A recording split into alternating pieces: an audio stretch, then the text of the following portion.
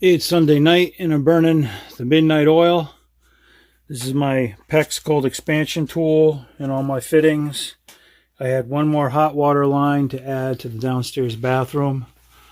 So what I did, I teed it off. This red line here, that's a hot water line. I put a T in there, came up to an elbow. Elbow goes to a shutoff valve. If you follow the arc of this pipe, it goes up into the wall. So that's the hot water. The cold water line is adjacent, which is right there. So there's a cold water line.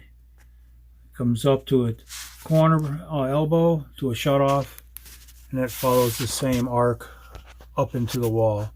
So it's the hot and cold water supply for the toilet. The hot and cold water for the sink is right here and here, and that goes up on either side of the right there is the white pipe is the drain, and above the wall there it goes from a drain to a vent. So it's the hot and cold for the sink, and we're all set. We're fully plumbed. There's a couple loose ends I had to tie up. All this looks like a mess in here. I'm going to label all the levers for the on and the offs, and I might have to put a support on this one so it's not flopping around so much. I might support it up off the top of the floor. So we're all set. All the water's back on. I wanted to observe this for a good hour, making sure nothing's going to leak. I'll go up top and show you what I have up there. So here's the hot and cold water supply that comes out by the toilet. So that way we have both flavors of water for whatever appliances we want to hook up. We can have hot, cold, or warm, depending on how you mix the water. Over here is the vanity hot and cold water line. So hot is red, cold is blue.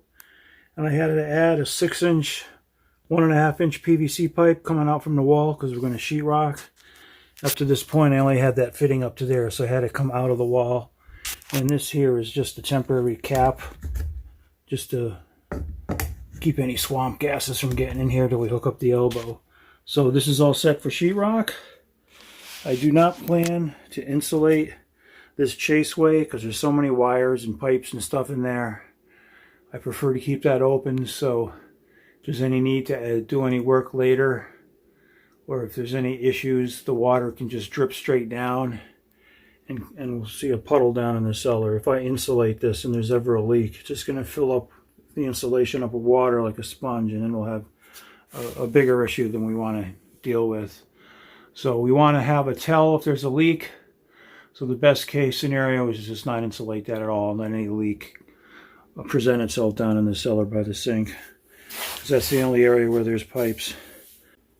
This is the last area I need to address, this open stud bay in the wall. I think what I'll do is I'll insulate it from the top down, but stop short of all these wires and electrical boxes. I'll give it a good space on either side, and then I'll restart the soundproof insulation and go from here down to the floor.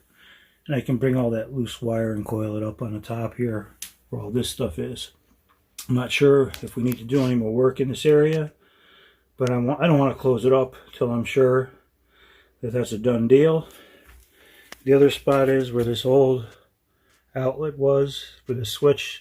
That box has to get dug out of there, and that's got to be patched up with sheetrock. So that's just the sheetrock end of things. Steve's going to start that tomorrow. So I got everything done I need to do. I got it all insulated. I got the electrical outlet for the mirror where it needs to be. I pushed the drain pipe out of the wall so he can put the sheetrock over and we have access to the drain and the hot and cold. And we're all set over here for the water supply near the toilet, and we'll leave that open. So in this last end cavity where the heated floor wiring is, I'm going to leave that open for now, but I did insulate with the soundproofing up here where there's no wires. There is a spot that needs repair. This box here kind of got blown out on the bottom. You can see all this loose sheetrock in this box. It's not very rigid, and if we look at it from the other side,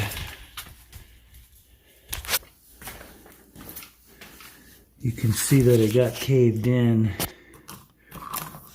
on the sheetrock. So it's not sitting there flat, it's sitting at an angle. So see how it's deeper on the right hand side than the left? So I'm gonna have to pull this whole box out, patch this wall up, and put it in a little bit better, put a different box, or that's gonna hold the thermostat, and it's not even rigid, it's just all loose because the whole bottom's blown out. So I gotta fix that. I'll do that in the morning. I'll pull that box out and see what I can do to put something in there a little bit better. If anything, it needs some blocking. Maybe I can put some wood down in this way and mount a outlet box to the blocking, like right here. Because this is just, that's not acceptable. That's a fuck up. I'll fix that. There was an apprentice here, so maybe he just got frustrated and he figured close enough. If you get the carpenter, will fix it. It's like I said, it's either me or Steve. But better to notice it now before the sheetrock's in and there's no way to get in there.